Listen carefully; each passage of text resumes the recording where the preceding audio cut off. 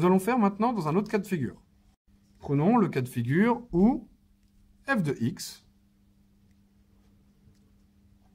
serait égal à x carré moins 18x plus 3, plus 81, pardon.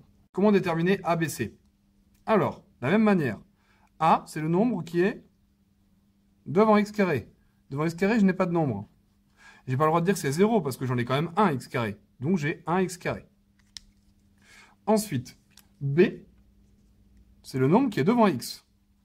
Donc ici, b vaut moins 18. Et c est le nombre qui est tout seul. C'est 81. On va donc pouvoir écrire ici que a, c'est bien le nombre qui est devant x carré, c'est 1. B, c'est bien le nombre qui est devant x, c'est moins 18. Et C, c'est le nombre qui est tout seul, c'est 81. Première chose, je vais calculer delta. Je remplace A, B et C par leur valeur. B vaut combien? Moins 18, c'est un nombre négatif. J'oublie pas les parenthèses. Fois 1 fois 81. Je prends ma calculatrice, j'observe le résultat, et ici, j'obtiens delta égale à 0. Delta est nul. Si je prends delta nul, une solution réelle double, moins b sur 2a. Ou si je prends mon tableau récapitulatif, quand delta est nul, je n'ai qu'une unique racine. Donc ici, delta égale à 0, il y a une racine.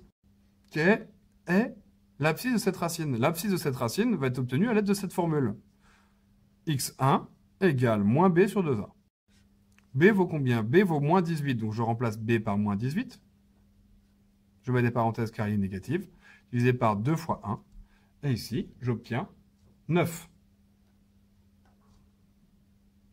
Je vais donc pouvoir faire maintenant mon brouillon, pour faire toujours dans l'optique de faire le tableau de signes et le tableau de variation. Premièrement, je veux absolument savoir dans quel cas de figure je me situe. Dans quel cas de figure, hein? On est bien dans le cas de figure où delta est nul, ça veut dire qu'il y a une unique racine. Me suis-je avec une parabole orientée vers le haut, une parabole orientée vers le bas? Pour le savoir, je vais observer le signe de A, car si A est positif, elle est orientée vers le haut, si A est négatif, elle est orientée vers le bas. Moi, ici, A vaut combien? A vaut 1. A est négatif, est positif, pardon. Alors la parabole est orientée vers le haut. Je suis bien dans ce cas de figure ici. Donc je vais pouvoir dessiner une parabole orientée vers le haut, car A est positif.